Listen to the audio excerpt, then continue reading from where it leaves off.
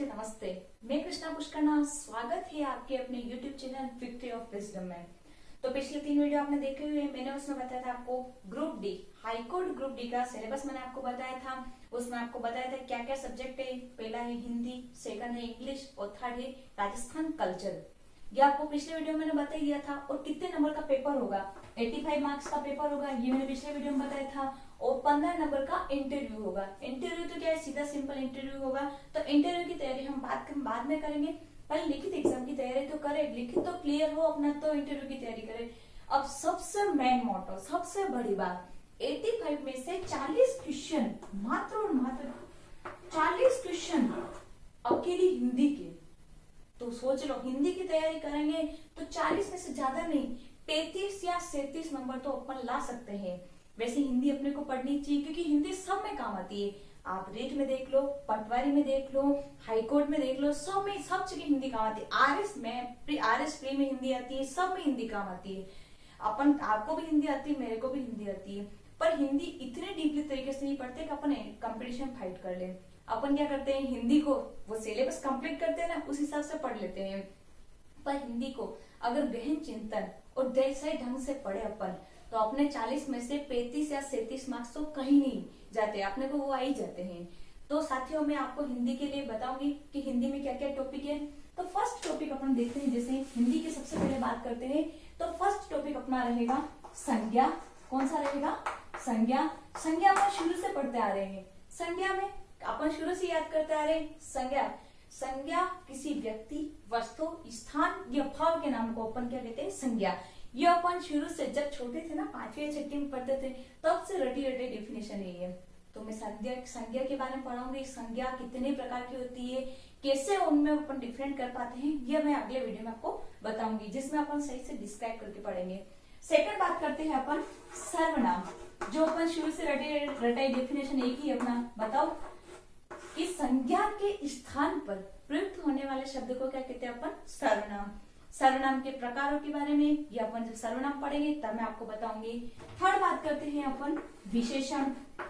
ये भी शुरू से अपन सब डेफिनेशन तो रटी रटाई है अपनी, पर ये नहीं पता कि होता क्या है विशेषण। विशेषण की बात करें तो संज्ञा या सर्वनाम के स्थान की विशेषता बतलाते हमारे शब्द को क्या कहते हैं अपन? विशेषण कहते हैं। चौथी बात करते हैं अपन क्रिया। कौन सी क्रिया? तो अपन जैसे मैं लिख रही हूँ, मैं पढ़ती हूँ, मैं दौड़ती हूँ, मैं चलती हूँ, ये सब क्या होती है? क्रिया होती है। तो क्रिया के बारे में अपन जब क्रिया पढ़ेंगे तो आराम से मैं इसको आराम से डिस्क्राइब करके बताऊंगी। ये होगी क्रिया। पांचवा टॉपिक अपन लेते हैं जैसे संधि। कौन सी? संधि। संधि संधि बिल्कुल इजी टॉपिक है और सबको टफ लगता है। मुझे नहीं पता कैसे टफ लगता है संधि। संधि तो सबसे इजी टॉपिक है कि संधि, दो वर्णों के मेल को संधि कहते हैं। संधि 3 प्रकार की होती है, स्वर संधि, व्यंजन संधि, विसर्ग संधि। तो ये होगी संधि। फिर होता है समास विग्रह। तो समास विग्रह अगर जिसको करना आ गया तो वो समास आराम से पढ़ लेगा। तो ये एक एक करके अपन टॉपिक लेते हुए जाएंगे, कैसे क्या होता है। तो आज का सबसे पहला मैं टॉपिक लेऊंगी आपको। पहले इंट्रोड्यूस तो करें कि भाषा क्या होती है। जिस भाषा को अपन पढ़ रहे हैं, हिंदी पढ़ रहे हैं, पहले भाषा क्या होती है वो तो पढ़े। तो सबसे पहला टॉपिक डालिए आपको भाषा। कोई बताओ मुझे कि भाषा क्या होती है? बता सकता है कोई? आप में से कोई बताओ भाषा क्या होती है? तो साथियों मैं बताती हूँ आपको भाषा क्या होती है। अपने विचारों को व्यक्त करने का एक माध्यम। जैसे मैं मेरे विचार रख रही हूँ आपके सामने, कि भाषा क्या चीज होती है। मैं मेरे विचार आपके सामने रख रही हूँ, आप सुन रहे हैं, आप अपने विचार मेरे सामने रखोगे कि मुझे ये समझ नहीं आया, ये समझ नहीं आया, मुझे कमेंट करोगे या अपने भाव या विचार रखोगे। तो इसको क्या कहते हैं अपन? भाषा कहते हैं। तो सबसे पहले लिखिए आप, भाषा किसे कहते हैं? अपने विचारों को प्रकट करने का एक माध्यम है। तो क्या है भाषा? लिखिए आप, नोट करिए, आराम से नोट करिए। अपने विचारों को व्यक्त करने का एक माध्यम या जरिया कह सकते हैं। व्यक्त करने का, लिखिए आप भी आराम से लिखिए, का एक माध्यम। आराम से लिखिए आप कि एक माध्यम या जरिया। जैसे मैं आपको पढ़ा रही हूँ, आप सुन रहे हो, आप ये भाषा है। अगर भाषा नहीं होती तो मैं कैसे पढ़ाती और आप कैसे सुनते? तो ये है अपने विचारों को व्यक्त करने का एक माध्यम या जरिया। क्या कहलाता है? भाषा कहलाता है। यहाँ तक समझ में आया कि भाषा क्या है। अब भाषा के रूप पढ़ते हैं अपन कि भाषा को कितने रूपों में बांटा गया है। तो सबसे पहले भाषा को 3 रूप होते हैं। किसी भी भाषा को अपने रूप प्रकट करने के रूप कितने होते हैं? 3। याद रखना, ये पिछली बार रीड का क्वेश्चन है साथियों, याद रखना ये क्वेश्चन इस बार गलत नहीं होना चाहिए आपका। तो भाषा के 3 रूप में फर्स्ट देखते हैं अपन मौखिक, जो मैं बोल रही हूँ आप सुन रहे हो और आप मेरे से डिस्कशन करोगे तो वो मौखिक रूप में करोगे। समझ में आया मौखिक रूप क्या होता है? जैसे मैं बोल रही हूँ, मैं अपनी भाषा को मौखिक रूप में आपको समझा रही हूँ, तो ये हो गया मौखिक रूप। सेकंड बात करते हैं अपन लिखित। ये तो पता ही है आपको, भाषा के 3 रूप, फर्स्ट होता है मौखिक, सेकंड होता है लिखित। कौन से होते हैं? रूप होते हैं भाषा के, अपने विचारों को प्रकट करने के 3 रूप होते हैं। पहला होता है मौखिक, सेकंड होता है लिखित और थर्ड होता है सांकेतिक। इसको पता ही होगा आप, संकेतों के आधार पर समझाना। सांकेतिक रूप में क्या होता है? संकेतों के आधार पर समझाना सांकेतिक रूप होता है। तो भाषा को व्यक्त करने के कितने रूप होते हैं? 3। कौन कौन से? मौखिक, लिखित और सांकेतिक। मौखिक तो सबसे सरल होता है, जैसे मैं डिस्क्राइब कर रही हूँ, आप सुन रहे हो, आप मौखिक रूप से मेरे से भी डिस्क्राइब करोगे कि मैम ये क्या होता है, कैसे होता है, तो वो मौखिक रूप हो गया। और मौखिक रूप जो अपन बोल रहे हैं उसी को लिखने का तरीका क्या कहलाता है? लिखित रूप। और थर्ड सांकेतिक, संकेतों के आधार पर समझाना। जैसे मुख्य लोग होते हैं जो बोल नहीं सकते, अपन उनको संकेतों के आधार पर खाना खाना है क्या, ये घर है, तो ऐसे संकेतों के आधार पर समझाते होते हैं, वो होता है सांकेतिक रूप। तो अभी तक जो पढ़ा है वो अगर आपको समझ में नहीं आया हो तो कुछ भी दिक्कत हो तो आप मुझे कमेंट बॉक्स में लिखिए, मैं आपके कमेंट पढ़ के अगले वीडियो में आपका क्वेश्चन सोल्व करूंगी। तो यहाँ तक समझ में आया कि भाषा क्या चीज होती है और भाषा को प्रकट करने के कितने रूप होते हैं, ये समझ में आया। अब अगला देखते हैं अपन। भाषा तो आपको समझ में आ गया कि भाषा क्या चीज है। अब मुझे बताओ आप में से कोई कि भाषा और बोली में क्या अंतर होता है? कोई बता सकता है भाषा और बोली में क्या अंतर है? एक तो भाषा और एक बोली, बताओ कोई। तो मैं बताती हूँ साथियों, भाषा तो मैंने बताई अभी, भाषा के अपने विचारों को व्यक्त करने का एक माध्यम है, एक जरिया है। तो ये हो गई भाषा। तो अपनी जो राजभाषा है, कौन सी है अपनी राजभाषा? हिंदी। हिंदी अपनी राजभाषा है, ये याद रखना। आधे लोगों को पता ही नहीं होता कि अपनी राजभाषा कौन सी है। तो राजभाषा है हिंदी। अपने सारे राजकीय कार्य, जितने भी राजकीय कार्य हैं, वो किस में होते हैं? हिंदी में होते हैं। किस में होते हैं? राजभाषा हिंदी। सारे राजकीय कार्य किस में होते हैं? हिंदी में। तो साथियों याद रखना कि भाषा, राजकीय भाषा कौन सी? अपनी हिंदी। और कब लागू हुई ये याद रखना। सबसे मेन बात, 14 सितंबर 1949 अपना देश जब आजाद हुआ उसके 2 साल बाद लागू हुई 1949 14 सितंबर। इसलिए अपन 14 सितंबर को कौन सा दिवस मनाते हैं? हिंदी दिवस। तो ये साथी याद है ना, 14 सितंबर हिंदी दिवस। समझ में आया यहाँ तक भाषा का? भाषा जो अपन सब जगह काम लेते हैं वो होती है भाषा। और बोली के बारे में बताओ तो बोली एक पर्टिकुलर एरिया में बोली जाती है। जैसे एक पर्टिकुलर एरिया, जैसे आप मेवाड़ में रहते हो तो मेवाड़ी बोलते हो, वागड़ में रहते हो तो वागड़ी बोलते हो, ढूंढाड़ी, शेखावाटी, ये सभी क्या क्या है? अलग अलग बोलियां, जिसको अपन उपबोली भी कह सकते हैं। भाषा की उपबोली, मतलब वागड़ के लोग जैसे नहाने जाते हैं तो उसको कहते हैं मैं झूलवा जेरू। तो अपन अगर अपने को कह देंगे झूलवा जेरू तो अपन सोचते हैं वो झूला मतलब है, वो झूला झूलने जा रहा है।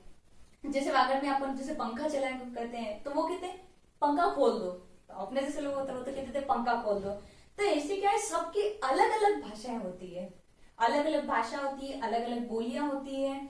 ठीक है, तो यह समझ में आया भाषा और बोली। भाषा तो जो सब जगह बोली जाती है, जैसे अपन राजभाषा है अपनी हिंदी। हिंदी सब राजस्थान में सब जगह हिंदी बोली जाती है। पर जो बोली होती है वो पर्टिकुलर एरिया में बोली जाती है। जैसे राजस्थान में देख ले तो ढूंढाड़ी है, शेखावाटी है, हाड़ौती है, ये अपने वागड़ी है, मेवाड़ी है, मारवाड़ी है, तो ये पर्टिकुलर एरिया में बोली जाती है। तो आपको समझ आया भाषा और बोली में क्या अंतर होता है? ये समझ में आ गया आपको? नहीं आया हो तो आप मुझे कमेंट बॉक्स में नीचे लिखिए, मैं आपको अगले वीडियो में वापस फिर से डिस्क्राइब करूंगी। तो ये देखिए बोलियां, जैसे पूर्वी हिंदी देख लो, पूर्वी हिंदी में अवधी हो गई, भोजपुरी हो गई, छत्तीसगढ़ी, ये सब अलग अलग बोलियां होती है। पहाड़ी पे देख लो कुमाऊनी, मंडियाली, ये सब अलग अलग बोलियां होती है, अपनी अपनी उप बोलियां होती है। यहाँ तक समझ में आया? अगर नहीं आया हो तो आप मुझे कमेंट बॉक्स में बताइए, और अगर आपको समझ में आ रहा है तो आप लाइक करिए हमारे वीडियो को। अब अगली बात करते हैं अपन, लिपि क्या चीज होती है। क्या पढ़ेंगे अगला? लिपि क्या चीज होती है, आप मुझे बताओ कोई। लिपि क्या चीज होती है, तो मैं आपको बताती हूँ। लिपि क्या होती है, जो अपन जो विचार रख रहे हैं, अपने जो विचार रख रहे हैं, ये तो मैंने क्या अभी का बताया था, भाषा होती है। अपने विचारों को लिखने का एक तरीका, लिखने का तरीका क्या कहलाता है, लिपि। तो आप लिखिए कि लिखने का तरीका, जो चीज अपन मौखिक बोलते हैं उसी को लिखने का तरीका जो होता है वो क्या कहलाता है, लिपि। समझ में आया, लिपि की लिपि क्या होती है। जैसे मैं कोई बात बोल रही हूँ, आप सुन रहे हो फिर लिख रहे हो, तो ये का लिखने का जो लिखने का एक रूप देना है, लिखने का तरीका क्या होता है, लिपि कहलाता है। समझ में आया, यहाँ तक नहीं आया हो तो आप मुझे नीचे कमेंट बॉक्स में बताइए, अगर समझ में नहीं आ रहा हो आपको तो। लिखने का तरीका या लिखने का ढंग, भाषा को लिखने का ढंग क्या कहलाता है, लिपि। अब साथियों, लिपि में सबसे पहले सबकी अलग अलग लिपि होती है।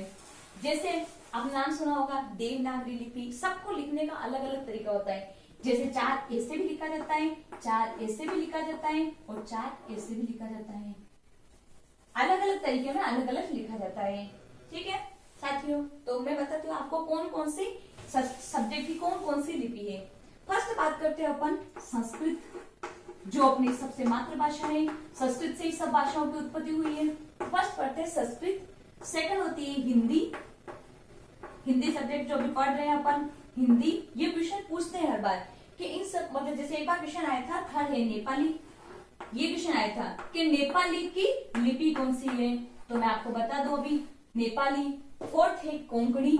आप लिखिए, आराम से नोट करिए, आराम से नोट करते जाइए कि कौन कौन सी लिपि कौन कौन सी होती है। ये हो गया कोंकणी।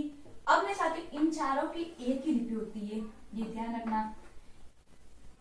पूछते हैं, पिछली बार क्वेश्चन पूछा था कि नेपाली की लिपि कौन सी है, तो आप देखिए इन चारों की एक ही लिपि होती है, जो नाम आपने सुना होगा, देवनागरी। देवनागरी लिपि सुना आपने सबने, देवनागरी लिपि। तो साथियों लिपि में जैसे अपन ने पढ़ा संस्कृत, हिंदी, नेपाली और कोंकणी, ये 4 सब्जेक्ट जो है इनकी एक ही लिपि होती है। कौन सी होती है, देवनागरी, जो अपन पढ़ते हैं। हिंदी की पूछ लेते हैं लिपि, कभी कभी सब्जेक्ट क्वेश्चन बनने में कुछ भी बन सकता है। देखो हिंदी की पूछ लेंगे, हिंदी की लिपि कौन सी, तो होती है देवनागरी। और नेपाली की पूछ ले तो भी देवनागरी, कोंकणी की पूछ ले तो भी देवनागरी। समझ में आए यहाँ तक। अगली बात करते हैं अपन इंग्लिश सब्जेक्ट की, जो आप सबको इससे डर लगता है, इंग्लिश से। किस किस को डर लगता है, मेरे को तो बहुत डर लगता है इंग्लिश से। मैं तो इंग्लिश सब्जेक्ट को भी लेती नहीं हूँ, रीड में भी मैंने इंग्लिश सब्जेक्ट नहीं लेती हूँ, किसी में भी इंग्लिश मेरे को पढ़ने में जोर रहता है। अगली बात करते हैं इंग्लिश की। तो इंग्लिश सब्जेक्ट की कोई लिपि बताऊं, इंग्लिश सब्जेक्ट की लिपि बतानी है। इंग्लिश की लिपि है रोमन। इंग्लिश कौन सी लिपि में, रोमन लिपि में इंग्लिश। उसके बाद अगली बात आती है अपनी उर्दू। उर्दू सब्जेक्ट जो है वो फारसी लिपि में है। कौन सी लिपि में, उर्दू फारसी लिपि में। उसके बाद पंजाबी की बात करें, पंजाबी सब्जेक्ट, पंजाबी किसमें है, गुरुमुखी। नाम सुन रहे हो, ये सुन नाम एक नहीं सुने हो तो बता देना कमेंट में कि नाम ही नहीं सुना हमने। तो अगली अपन बात करते हैं, जैसे अभी बताया मैंने, संस्कृत की है हिंदी, संस्कृत, हिंदी, कोंकणी, नेपाली, ये सब की लिपि कौन सी है, देवनागरी लिपि। और अगली बात करते हैं अंग्रेजी की रोमन लिपि, उर्दू की फारसी लिपि, पंजाबी की गुरुमुखी। आए यहाँ तक समझ में, किसी को समझ में नहीं आया हो तो आप कमेंट बॉक्स में कमेंट करिए। मैं आपको अगले वीडियो में आपको जिसका डाउट होगा वो मैं आपको अगले वीडियो में डिस्क्राइब करूंगी। तो अभी तक साथियों हमने क्या क्या पढ़ लिया। फर्स्ट पढ़ा हमने भाषा क्या होती है, भाषा के रूप पढ़े कि भाषा के कितने रूप है, 3 है, मौखिक, लिखित और सांकेतिक। फिर बोली पढ़ी कि कौन कौन सी बोली है, भाषा और बोली में क्या अंतर है, ये पढ़ लिया अपन ने। अगला अपन टॉपिक पढ़ लिया लिपि, पढ़ लिया कि लिपि क्या होती है, किसकी क्या लिपि होती है। अब अगला टॉपिक अपन पढ़ेंगे भाषा को सीखने के मनोवैज्ञानिक दृष्टिकोण। जो अपने मनोवैज्ञानिक जो थे उन्होंने भाषा को सीखने के अलग अलग दृष्टिकोण दिए। भाषा को सीखने के, आप बताइए आराम से, मनोवैज्ञानिक दृष्टिकोण क्या है, भाषा को सीखने के मनोवैज्ञानिक दृष्टिकोण। तो साथियों अगर समझ में आ रहा हो तो आप लाइक करिए, अगर नहीं समझ में आ रहा हो तो आप कमेंट बॉक्स में हमको बताइए, मैं आपको फिर से उस चीज को डिस्क्राइब कर दूंगी। भाषा, ये क्वेश्चन कितनी बार बना है कि भाषा को सीखने के मनोवैज्ञानिक दृष्टिकोण कितने हैं, तो मैं आपको बता दूं 3 मनोवैज्ञानिक दृष्टिकोण है। फर्स्ट है जिज्ञासा, ये आपको नाम से ही पता चल रहा होगा कि जिज्ञासा, किसी भी चीज को जानने की इच्छा। किसी भी चीज को जानने की इच्छा क्या कहलाती है? जिज्ञासा। तो आप देखिए भाषा को सीखने की मनोवैज्ञानिक दृष्टिकोण में फर्स्ट क्या था? जिज्ञासा। सेकंड बात करते हैं अपन, सेकंड बात है अनुकरण। बच्चा कोई भी चीज सीखता है तो अनुकरण करके सीखता है। अनुकरण, जैसे मैं बताती हूँ नकल करना। जैसे मैं अभी क्लास छोड़ के जाऊंगी, इधर, और पीछे से बच्चे क्या करेंगे? मेरी एक्टिंग करेंगे, मैडम ऐसे लिखते हैं, ऐसे डांस करते हैं, ऐसे करते हैं। तो अनुकरण जैसे नकल करना, ठीक है। तो आप नीचे छोटा सा पॉइंट बना के लिख लीजिए इसमें, क्योंकि फिर बाद में आप भूल जाओ, क्योंकि आप पढ़ते तो हो नहीं। अगर पढ़ते हो तो याद रह जाएगा, नहीं पढ़ोगे तो बाद में भूल जाओगे। तो जिज्ञासा क्या होती है? जानने की इच्छा। समझ में आया यहाँ तक? नहीं आया हो तो बताना। जानने की इच्छा आया समझ में? जिज्ञासा। थर्ड सेकंड होता है जैसे जानने की इच्छा। बताओ, जैसे पापा मार्केट से आते हैं, थैली लेके आते हैं, थैली में सामान रखते हैं और अपने काम का कोई सामान नहीं होता है, फिर भी अपन सोचते हैं थैली में अपने लिए क्या लाए, अपने लिए क्या लाए। तो ये होता है जानने की इच्छा, किसी भी चीज को जानने की इच्छा। दूसरा होता है अनुकरण। अनुकरण बताओ, नकल करना। जैसे मैंने बताया था, आपको एग्जाम्पल दिया था, जैसे अपन किसी को बच्चे के सामने किसी को गाली दे रहे हैं तो बच्चा भी गाली देगा, फटाफट गाली देगा कि मम्मी गाली दे रहे, पापा गाली दे रहे, तो मैं क्यों नहीं दूं। तो अनुकरण का मतलब होता है नकल करना। फटाफट अनुकरण करता है बच्चा, जो अपन सिखा जल्दी सीख जाता। आप देखना 1-1.5 साल के बच्चे को कोई भी एक्टिंग करके देखना, फटाफट अनुकरण करके नकल कर देगा। सेकंड हो गया अनुकरण करना। आया समझ में? आराम से बता लो। भाषा को सीखने के मनोवैज्ञानिक दृष्टिकोण कितने बताए थे मैंने अभी? 3। पहला हो गया जिज्ञासा, दूसरा होता है अनुकरण, और थर्ड पढ़ते हैं अपन तत्परता। क्या होती है? तत्परता। किसी भी चीज को जानने की तत्परता। जैसे जो तत्पर होगा वो सफल होगा। हर चीज में तत्पर रहना। जैसे किसी को स्टेज पे खड़ा कर देते अपन कि कुछ भाषण दो, बोलने में नहीं, मेरे को तो कुछ नहीं आता, ऐसा नहीं होना चाहिए। आपको जहां खड़ा किया, जिस स्टेज पे खड़े हो, तो आपको तत्पर रहना चाहिए उस चीज को जानने के लिए। तो ये चीज समझ में आ गया आपको? तत्पर रहना समझ में आ गया। यहाँ तक कितने भाषा को सीखने के कितने दृष्टिकोण बताए मैंने अभी? 3। सीखने के मनोवैज्ञानिक दृष्टिकोण कितने बनाए? 3। पहला कौन सा था? जिज्ञासा। सेकंड है अनुकरण करना। थर्ड है तत्परता। जिज्ञासा मतलब जानने की इच्छा, अनुकरण यानी नकल करना, और थर्ड होता है तत्परता, तत्पर रहना। यहाँ तक समझ में आया साथियों? तो अपन ने अभी तक क्या क्या पढ़ लिया? फर्स्ट पढ़ा अपन ने कि भाषा क्या होती है। सेकंड पढ़ा भाषा के रूप, कि भाषा के कौन कौन से रूप होते हैं? 3 होते हैं, मौखिक, लिखित और सांकेतिक। समझ में आया तक? फिर अगला पढ़ा अपन ने भाषा और बोली में क्या अंतर होता है। भाषा क्या होती है और बोली क्या होती है। बोली पर्टिकुलर एरिया में जो बोली जाती है, बोलियां कौन कौन सी थी? ढूंढा, राजस्थान में देख लिया अपन, ढूंढाड़ी हो गई, वागड़ी हो गई, मारवाड़ी हो गई, मेवाड़ी हो गई, शेखावाड़ी हो गई, ये सब यहाँ की बोलियां हैं। ठीक है, यहाँ तक समझ में आया। फिर यहाँ अपन लिपि की बात की। लिपि क्या होती है? लिखने का एक तरीका या लिखने का एक ढंग। भाषा को लिखने का एक ढंग होता है। ठीक है, यहाँ तक समझ में आया। फिर लिपि में अपन देख लिए कि कौन से सब्जेक्ट की कौन सी लिपि होती है, यहाँ तक पढ़ लिया। अब अगला पढ़ा अपन ने भाषा को सीखने के मनोवैज्ञानिक दृष्टिकोण। भाषा को सीखने के मनोवैज्ञानिक दृष्टिकोण 3 होते हैं। फर्स्ट होता है जिज्ञासा, जैसे मैंने अभी एग्जाम्पल बताया था आपको कि पापा आते हैं मार्केट से, फटाफट दौड़ते हैं अपन कि क्या लाए खाने का, क्या लाए हमारे लिए, जिज्ञासा। सेकंड होता है अनुकरण, थर्ड होती है तत्परता। अब अगला टॉपिक पढ़ेंगे। साथियों यहाँ पर समझ में आया आपको? अगर नहीं आया हो तो आप कमेंट बॉक्स में मुझे बताते जाइए, जिससे मैं आपको, अगर आपको समझ में आ रहा है तो आप हमारे वीडियो को लाइक करिए, कमेंट करिए और शेयर करिए। अब अगला टॉपिक पढ़ेंगे अपन कि भाषा। भाषा का टॉपिक चल रहा है, लास्ट टॉपिक से अपना भाषा। भाषा को सीखने का जो क्रम होता है वो क्रम सबसे ज्यादा इंपॉर्टेंट है, सारे कंपटीशन में एग्जाम में आता है, और इसमें बच्चे बहुत कंफ्यूज होते हैं। तो आपको कंफ्यूज नहीं होना है, अपने आपको इतने अच्छे तरीके से बता दूंगी कि आप कभी भूलोगे नहीं। तो आप देखिए भाषा को सीखने का क्रम, लिखिए आप भी, भाषा को सीखने का एक क्रम है। तो बता देती हूँ मैं आपको, ये भूलना मत, क्योंकि हर पेपर में ये आता है। भाषा को सीखने का क्रम सीधा सा है, ये तो LSRW, सीधा से याद रखना, LSRW। लिसनिंग, इंग्लिश में बात करें अपन, listening, speaking, reading, writing. Hindi की बात करें अपन, हिंदी पढ़ रहे हैं, इंग्लिश पढ़ेंगे तब इंग्लिश में बात करेंगे। हिंदी की बात करें तो एल का मतलब है सुनना, जो लिसनिंग की बात की, लिसनिंग मतलब सुनना। स्पीकिंग की बात करते हैं तो बोलना, स्पीक यानी बोलना होता है, स्पीकिंग बोलना। फिर आर की बात करें तो रीडिंग, रीडिंग का इंग्लिश हिंदी में क्या कहते हैं अपन? पढ़ना। करें राइटिंग, राइटिंग की बात करें तो अपन होता है लिखना। यहां तक समझ में आ रहा है बच्चों?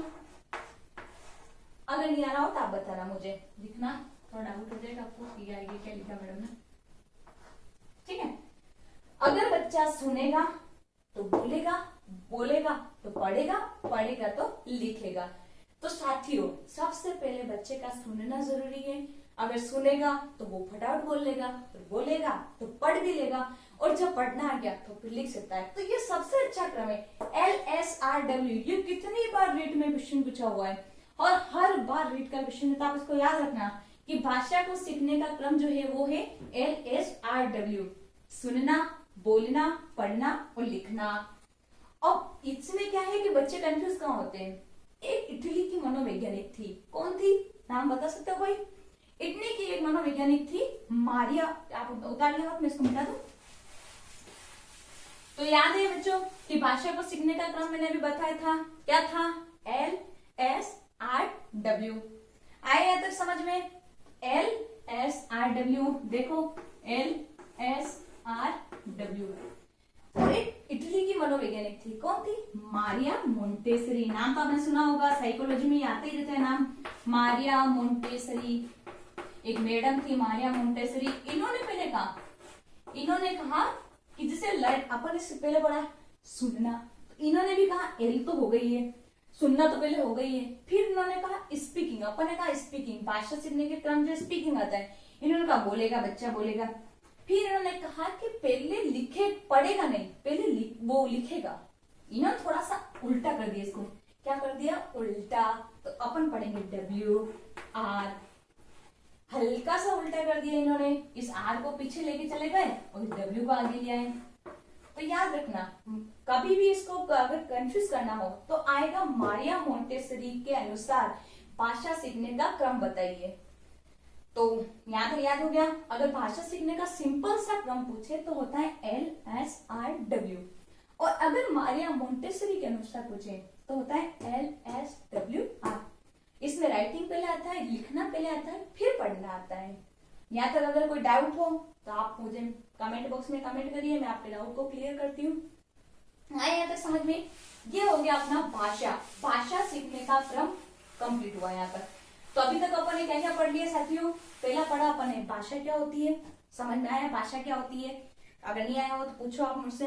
अपने विचारों को व्यक्त करने का एक माध्यम है भाषा। फिर भाषा के रूप बताए, लिखित, मौखिक और सांकेतिक। 3 तो प्रकार हो गए, ये तीनों रूप हो गए। फिर अगला क्वेश्चन अगला पढ़ा अपन ने, भाषा और बोली में क्या अंतर होता है, ये आ गया समझ में?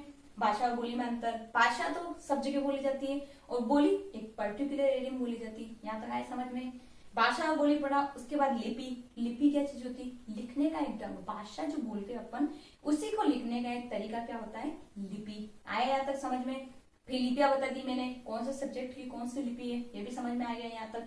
अगला पढ़ा अपन ने भाषा के सीखने के मनोवैज्ञानिक दृष्टिकोण, जिसमें अपन ने पढ़ा जिज्ञासा, अनुकरण और तत्परता। यहाँ तक आया समझ में? अगला पढ़ा अपन ने ये भाषा को सीखने का क्रम LSRW, और इटली की एक मनोवैज्ञानिक थी मारिया मोंटेसरी, इन्होंने बताया LSWR। इसमें अपने को कंफ्यूज नहीं होना है। अब मैं थोड़ा सा आपको वर्ण विचार के टॉपिक के बारे में थोड़ा सा बताऊंगी, फिर अगले वीडियो में मैं पूरा डिस्क्राइब करूंगी। सबसे पहले वर्ण। तो साथियों मुझे कोई बताओ कि वर्ण क्या चीज होती है? वर्ण क्या चीज होती है? जैसे अपन बात करते हैं क, म, ल, अगर मैं इसको जोड़ दूं तो ये क्या बन जाएगा? शब्द। ये अलग अलग क्या है? ये वर्ण है। तो अगर वर्ण नहीं होगा तो शब्द कैसे बनेंगे? शब्द नहीं होगा तो वाक्य कैसे बनेंगे? और वाक्य नहीं होगा तो आपकी भाषा कैसे बनेगी? तो इसलिए वर्ण का होना सबसे जरूरी है। तो सब याद रखना साथियों कि वर्ण क्या चीज होती है? भाषा की सबसे छोटी इकाई। ये देखो, सबसे छोटी इकाई, भाषा की सबसे छोटी इकाई क्या कहलाती है? वर्ण कहलाती है। तो आप लिखिए, नोट करिए, भाषा की सबसे क्या कहलाती है? छोटी इकाई। ये क्वेश्चन कितनी बार पूछ लेते हैं कि भाषा की सबसे छोटी इकाई क्या होती है? भाषा की सबसे छोटी इकाई क्या कहलाती है? वर्ण कहलाती है। ये याद रखना कि भाषा की सबसे छोटी इकाई क्या कहलाती है? वर्ण कहलाती है। ये क्वेश्चन पूछा हुआ है। अब इसमें हल्का सा कंफ्यूज करना हो, अगर सामने वाला एग्जामिनर अपने को कंफ्यूज करना चाहे तो वो डाल देगा कि भाषा की सबसे छोटी मौखिक इकाई क्या कहलाती है। अगर मौखिक इकाई की बात पूछ ले, छोटी इकाई पूछ ले तो वर्ण है, अगर मौखिक इकाई की बात कर ले कि सबसे छोटी मौखिक इकाई क्या कहलाती है, तो ध्यान रखना साथियों, ध्वनि होती है वो।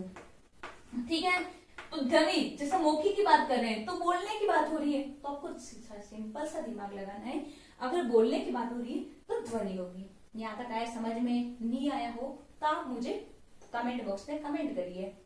तो वर्ण, भाषा की सबसे छोटी इकाई वर्ण कहलाती है, मौखिक इकाई ध्वनि होती है। यहाँ आया समझ में। वैसे मैं वर्ण विचार के बारे में थोड़ा सा बताऊंगी आपको यहाँ पर, फिर अगले की वीडियो में आपको बताऊंगी कि वर्ण क्या होते हैं, कौन सा अवश्य से बोला जाता है, कौन सा जीवा से बोला जाता है, तालु से कौन सा होता है। ये अधिकतर लोगों के क्वेश्चन ये गलत हो जाता है, तो मैं आपको अगले वीडियो में बताऊंगी कि वर्णों का उच्चारण स्थान बताऊंगी, उसके बाद अल्प प्राण, महाप्राण, घोष, अघोष, अघोष, ये सब मैं आपको अगले वीडियो में बताऊंगी।